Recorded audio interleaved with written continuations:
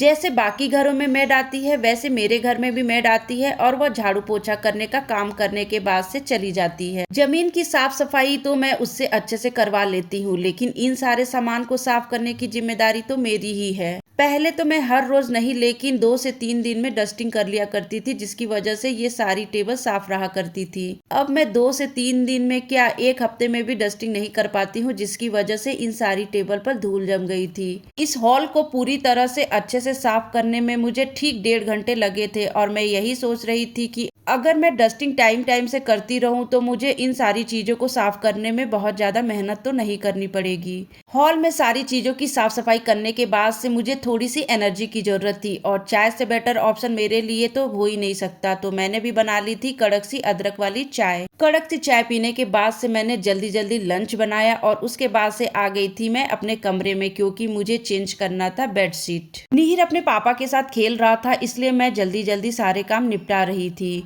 जब मैं हॉल में साफ सफाई कर रही थी तभी मेरे ध्यान में था कि मुझे लंच बनाने के बाद से अपने कमरे की बेडशीट चेंज करनी है। दोपहर में निहिर के सोने का टाइम हो जाता है और उसके पहले ही मुझे ये बेडशीट चेंज करनी थी, जो कि मैंने कर दी थी। इतनी मेहनत करके मैं कमरा तो ठीक कर देती हूँ, लेकिन जैसे ही निहिर आता है फिर से कमरे की हालत पहले जैसे ही कर देता है।